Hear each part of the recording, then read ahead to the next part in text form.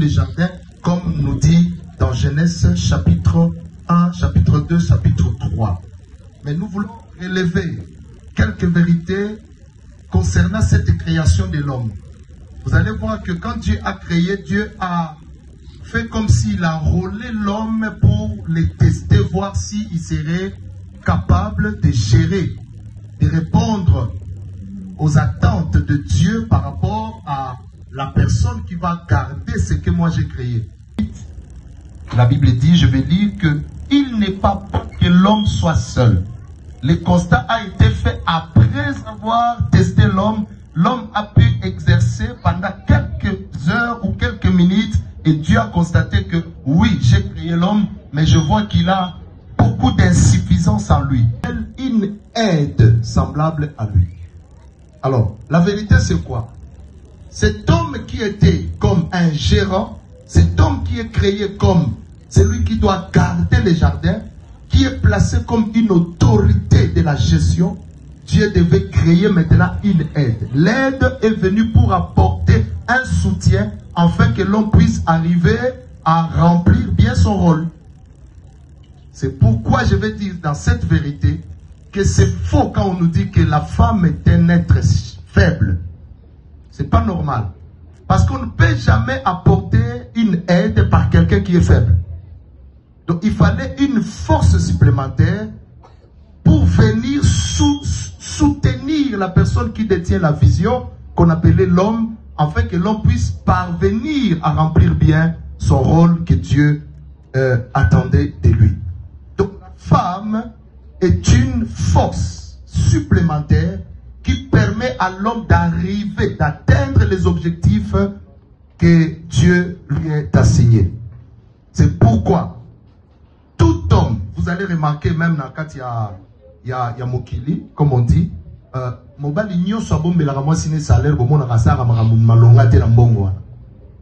parce qu'une femme, même si elle n'a pas fait avant aujourd'hui, avant la date d'aujourd'hui, il était placé comme une autorité, mais il avait beaucoup d'insuffisance en lui. Parce qu'aucun homme, même les MC qui dit ici que je suis célibataire, aucun célibataire ne peut vous dire qu'il est tranquille. Parce que l'homme se sent homme, se sent vraiment dans sa peau de chef lorsque il a quelqu'un comme femme à côté de lui. Voilà pourquoi la coca sans la femme, l'homme n'est rien. Et c'est pourquoi Dieu a créé cette femme. Mais la femme qui vient dans la vie d'un homme, cette femme doit apporter un soutien. Cette femme doit être cette force supplémentaire, comme je viens de le dire. La femme ne peut pas être aussi une charge, mais une aide pour permettre en sorte que la charge que Dieu a donnée à l'homme puisse être bien gérée. C'est pourquoi vous les femmes, vous êtes ici, s'il vous plaît, sachons remplir notre tâche. Parce que si tu passes à côté de ce que Dieu attend de toi, l'homme dira, ah, il fallait la dire à parce que la Bible est claire. Parce que je vais terminer, je prends quelques minutes seulement. C'est la parole qui va nous éclairer. Je vais terminer dans 2 minutes. Par exemple, lorsque la Bible dit, dans Proverbe chapitre 11, verset 22, un anneau d'or au nez d'un pourceau est une femme belle, mais dépourvue d'essence. Là, nous avons la ligne. Ce qui m'a choisi anneau d'or, bon, on a pas signé bachaka, hein? Et le qualité ina nazolo. Un anneau d'or, ce que chami, babenge moi cité, ce que chami nazolo ya nani? Babenge nani? Nani ngala babenge nani? Pourceau, c'est qui? Ngulu non? Mwana ngulu. Babi mwana ngulu so kache, atache or ya ndenge nini. Aza semblable de la moisi moko bo aza ne kitoko mais aza dépourvu d'essence. Dépourvu veut dire qui n'a pas d'essence. Or l'homme n'a pas besoin d'une belle femme. L'homme a besoin d'une bonne femme. On doit épouser, elle ne doit pas être seulement belle, mais doit être une bonne femme, qui veut dire les qualités intérieures. C'est pourquoi ce soir, nous demandons à notre perle Pélagie, elle sait pourquoi je l'appelle la perle, qu'elle soit cette femme-là qui va apporter à son mari et que son mari dise un jour que avant toi, je n'étais pas tel que je suis. Mais depuis que tu es rentré dans ma vie, je parviens à faire ce que je n'arrivais pas à faire. Et ça, c'est très important. C'est le rôle auquel Dieu aujourd'hui a accepté qu'elle soit à côté de ses grands-mères. Si tu veux être belle, veille à tout temps que tu sois aussi bonne dans ton intérieur. Ça ne sert à rien de porter des bijoux, de porter des habits luxueux, mais si ton intérieur n'est pas bon, en tout cas, je regrette les jours. Mais j'ai vu la joie quand l'homme est entré ici. J'ai senti que cet homme dit enfin n'a commis. Enfin, je suis comblé de joie. Et c'est ce que Adam a exprimé dans les jardins.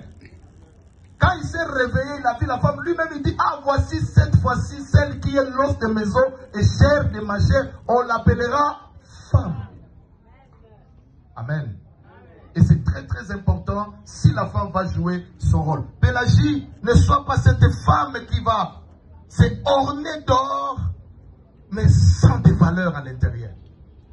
Même les beaux kilos, même les sémèques, même les amis de ton mari, même lui-même ton mari, il doit toujours voir qu'il y a des vertus que tu fais sortir qui va lui rendre encore plus heureux et que la famille dira, en tout cas, d'ailleurs, il faut y avoir bien.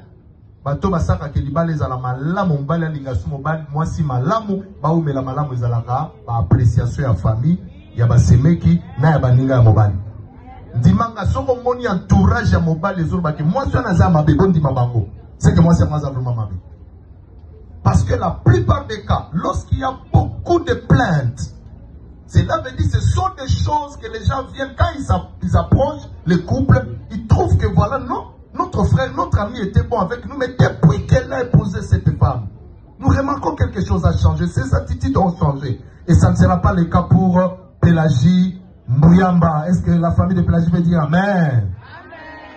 Et c'est très, très la couronne de son mari. Donc la volonté de Dieu, la vérité que Pélagie doit être une couronne pour son mari. Parce que le mari est établi comme chef, comme le roi, et que sa couronne s'appelle Pélagie. Et c'est ce qui fera en sorte que cette femme, ce couple ici, puisse répondre réellement à ce que Dieu a voulu appeler mariage. Et c'est très important. Alors, il y a beaucoup de choses que vous attendiez que je puisse dire. Marie aime ta femme.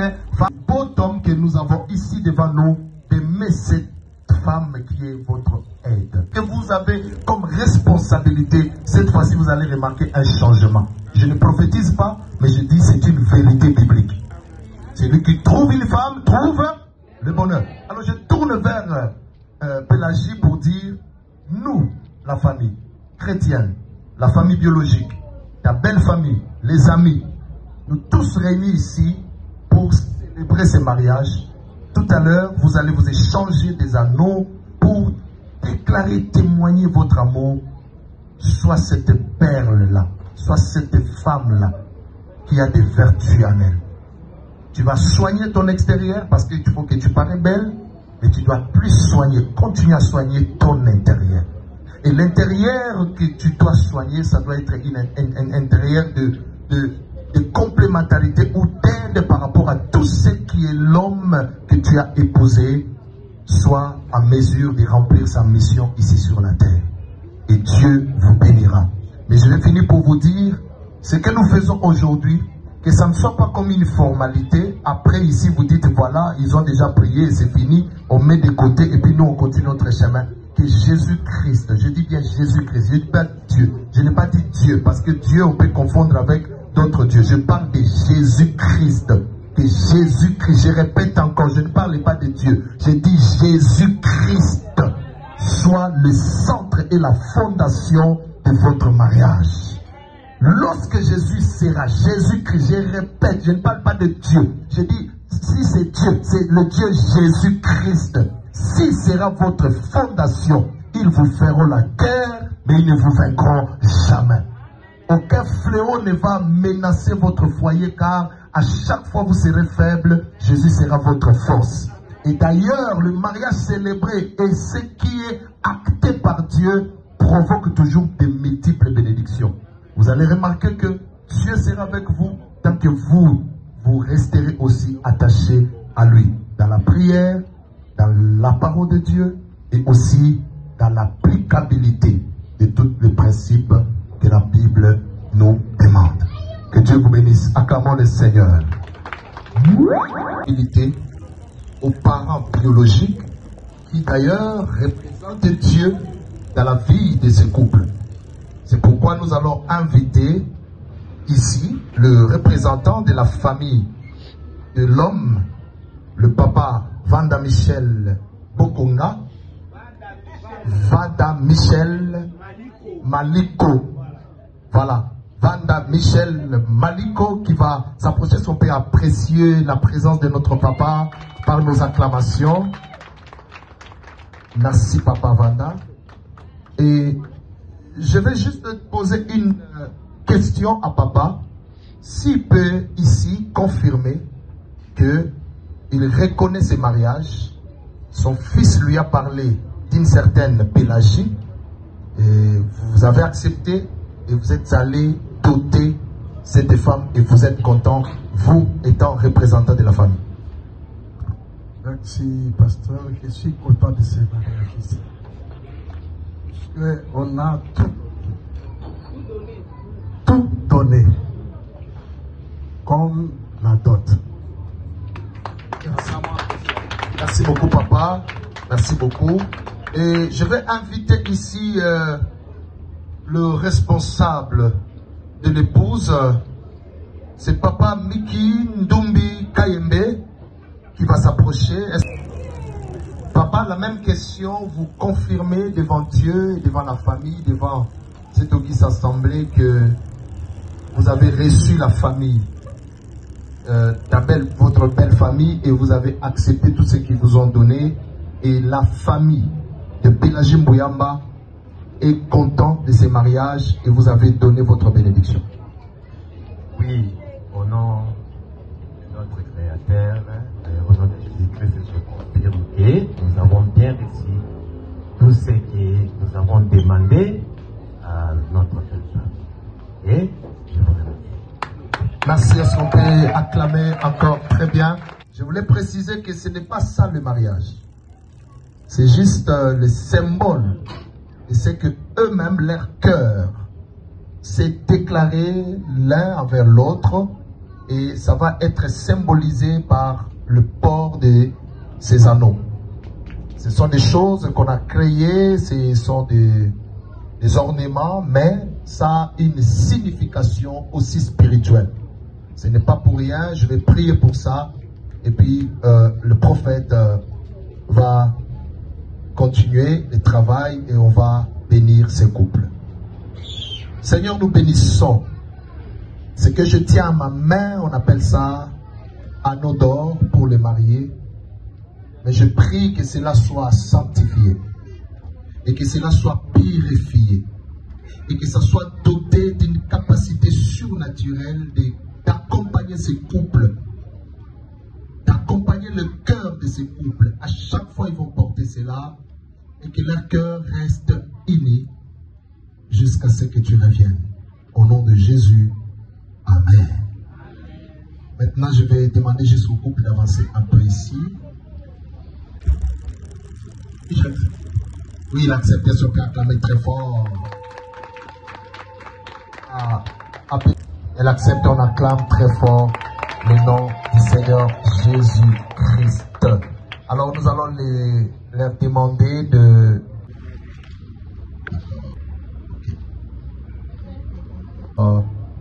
son épouse Père. Ouais, je me souviens, quand j'étais encore malade, j'étais tout seul, et voilà, tu m'avais appelé, et tu m'avais demandé s'il y avait quelqu'un qui était seul moi. Et je t'avais dit que j'étais tout seul dans la maison, et cela t'avait beaucoup dérangé. Cela t'avait beaucoup dérangé, et tu m'avais dit, non, c'est pas possible, il faut qu'il y ait quelqu'un à tes côtés pour prendre soin de toi. Si tu le veux, je suis là. Et je serai toujours là pour toi. Cela m'avait beaucoup impacté. Et je t'avais dit, dès que je suis sur place à Kinshasa, on discutera. Et quand je suis arrivé, c'était très exactement ce mois d'octobre l'année passée. Et je t'ai conduit directement chez maman Olive.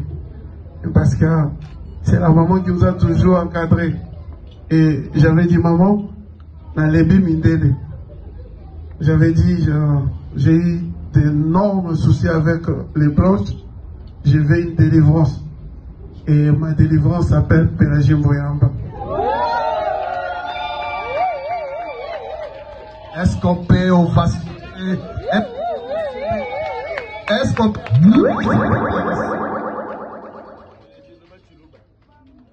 Alors, charmante Pélagie va réagir. Parce qu'à côté, quand elle est cette histoire, l'homme a retracé l'historique de les rencontres, ce qui a fait en sorte que nous soyons ici. Oui, à comprendre, à comprendre. Je remercie d'abord le Seigneur pour cette occasion.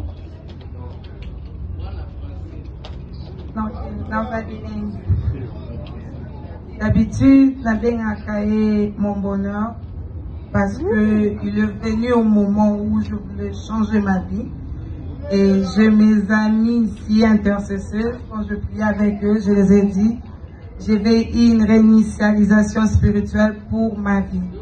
Et il est venu à temps, après juste mes 3 jours de prière. Donc, il est mon bonheur, il est mon papa, il représente presque tout pour moi. Et je promets devant Dieu, devant ma famille, devant mes amis, que je resterai fidèle et que Dieu me donne la force d'être une bonne épouse pour toi, une bonne mère pour tes enfants. Et surtout, je ne vais pas oublier ma belle famille. Je vous promets d'être une bonne belle sœur pour vous.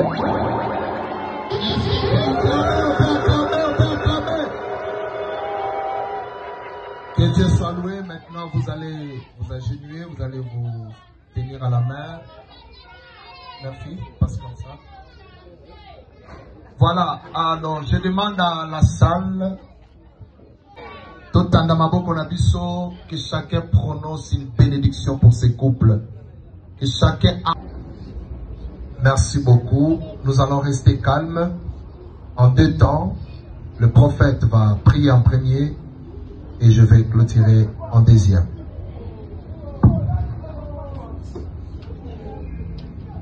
Dieu Tout-Puissant, conformément à ta parole, tu as créé l'homme et tu as créé une aide. La Bible dit tu les as bénis. C'est la bénédiction qui doit accompagner les mariages et non la malédiction. Je viens par l'autorité spirituelle que tu m'as donnée de briser toute forme de réclamation dans leur source, Seigneur. Toute forme de malédiction s'arrête maintenant. Que l'homme et la femme se décident de s'unir dans le lien de mariage, que tout ce qui ne cadre pas, qui est contraire à la bénédiction, ne soit jamais leur partage. Mais que la bénédiction soit leur partage aujourd'hui et à jamais. Ils se sont déclarés, Seigneur, l'amour. Mais je prie que toi, le Dieu qui unit les cœurs, que tu puisses les unir jusqu'à ce que tu reviennes. Ni la mort ne peut les séparer, ni les attaques de l'ennemi. Et que ce mariage soit scellé par la puissance du Saint-Esprit. Quand tu as dit à Abraham, celui qui te bénira sera béni, celui qui te maudit sera maudit. Celui qui bénira ses couples sera béni, et toute source de malédiction sera maudite au nom de Jésus-Christ de Nazareth. Que l'amour remplisse leur cœur, que l'unité, la complicité soit leur partage.